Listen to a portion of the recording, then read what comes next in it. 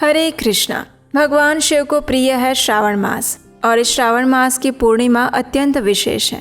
ऐसा कहा जाता है कि जो व्यक्ति संपूर्ण श्रावण मास का पालन नहीं कर पाता उसे कम से कम इस श्रावण मास की पूर्णिमा का पूर्ण विधि विधान और निष्ठा से पालन करना चाहिए। श्रावण पूर्णिमा के दिन प्रातः काल में पवित्र नदियों में स्नान करना और दान करने का विशेष महत्व है। तो चलिए आज के इस वीडियो में जानते हैं कि इस बार श्रावण मास की पूर्णिमा कौन से दिन आ रही है, इस दिन के विशेष शुभ मुहूर्त कौन से रहेंगे और भगवान श्री विष्णु तथा भगवान शिव की पूजा करने का समय क्या रहेगा। आइए आज का श्रावण पूर्णिमा कब है विशेष वीडियो आरंभ करते हैं।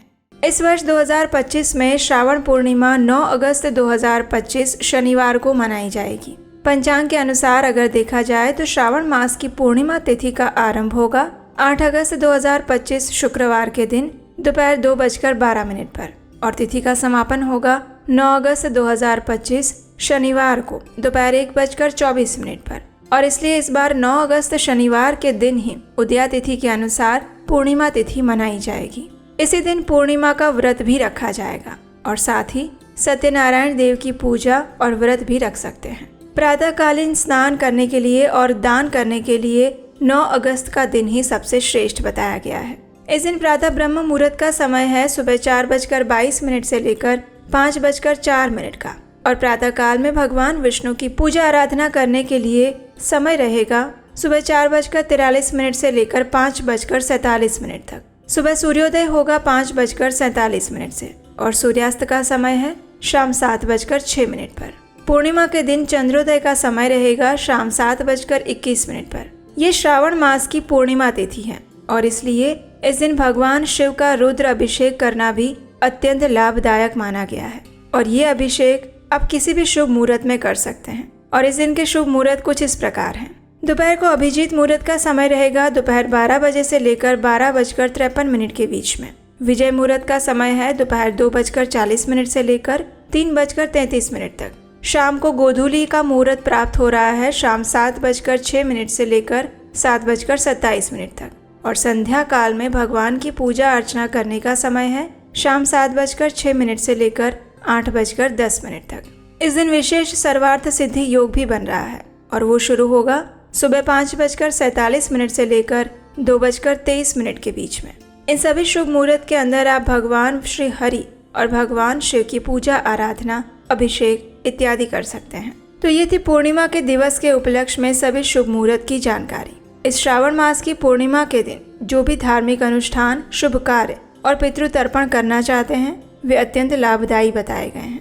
भारत में कुछ राज्यों में इस दिन को कजरी पूर्णिमा के रूप में भी मनाया जाता है। इसमें महिलाएं नवमी के दिन पेड़ के पत्तों से बने पात्र में मिट्टी डालकर जौ बोती हैं और फिर पूर्णिमा के दिन धूमधाम के साथ जौ के इन पात्रों को लेकर नदी में विसर्जित करने जाती हैं। महिलाएं इस दिन व्रत रखकर अपने पुत्र की लंबी आयु और उसके सुख की कामना करती हैं और देवी भगवती की पूजा भी की जाती है। इस दिन अच्छे गेहूं बोए जाते हैं और उसके अच्छे फसल होने की प्रार्थना की जाती है। इसके साथ साथ श्रावण पूर्णिमा पर सर्वाधिक प्रसिद्ध रक्षाबंधन का पर्व भी मनाया जाता है। रक्षाबंधन के दिन बहनें अपने भाइयों की कलाई पर रक्षा सूत्र, जिसे हम राखी कहते हैं, वो बांधती है और उनके दीर्घायु की कामना करती हैं और उसके बाद भाई अपनी बहनों को सुरक्षा का वचन देते हैं। इसलिए इस दिन देवी देवताओं का भी पूजन करके उन्हें भी रक्षा सूत्र बांधा जाता है। इस दिन गायों को चारा खिलाना, चींटियों और मछलियों को आटा देना और अन्य पुण्य कार्य किए जाते हैं। श्रावण पूर्णिमा के दिन चंद्रमा अपनी पूर्ण कलाओं में होते हैं और इसलिए इस दिन चंद्रमा की पूजा करने से चंद्र दोष से मुक्ति मिलती है। इस दिन चंद्रदेव को अर्घ्य भी दिया जाता है। पूर्णिमा के दिन त्रिवेणी संगम में पवित्र डुबकी लगाने से मनुष्य को जन्म और मरण के अनवरत चक्र से मुक्ति प्राप्त होती है और ये हमारे शास्त्रों का विधान है। और इस बार तो श्रावण पूर्णिमा आ रही है, इसलिए इस दिन प्रातः काल में ब्रह्म मुहूर्त में उठकर भगवान शिव का जल अभिषेक भी करना चाहिए। इस श्रावण मास की पूर्णिमा के दिन अधिक से अधिक भगवान श्री हरि के नाम का जप कीजिए। भगवान सत्यनारायण देव की कथा का श्रवण कीजिए, उनका नाम स्मरण कीजिए। भगवत गीता तथा श्रीमद् भागवतम जैसे ग्रंथों का अध्ययन कीजिए और अगर आप व्रत रखते हैं तो उस दिन उपवास भी कर सकते हैं। पूर्णिमा के दिन सूर्योदय से पहले उठकर अपने व्रत का संकल्प लेना चाहिए। किसी पवित्र नदी या कुंड में स्नान करना अत्यंत पवित्र माना गया है, इसलिए अगर इस दिन संभव है तो किसी भी पवित्र नदी में स्नान करके भगवान श्री हरि विष्णु का पूजन करके अपने पितरों के निमित्त कुछ न कुछ दान करना चाहिए। इससे पितृ तृप्त होते हैं और उनका आशीर्वाद प्रदान करते हैं। अगर किसी कारणवश श्रावण के संपूर्ण मास में पवित्र स्नान जप तप नहीं कर सकते तो मात्र पूर्णिमा के दिन भी प्रातः काल में उठकर पवित्र नदी में स्नान करके भगवान की प्रसन्नता के लिए प्रातःकालीन दान जप और तप किया जाए तो संपूर्ण श्रावण मास का फल प्राप्त होता है।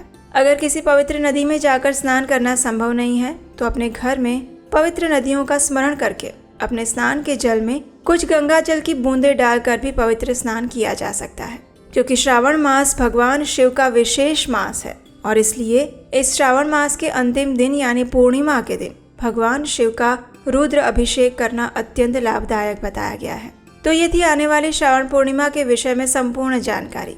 हमें आशा है कि ये जानकारी आपको अच्छी लगी होगी, उपयोगी लगी होगी।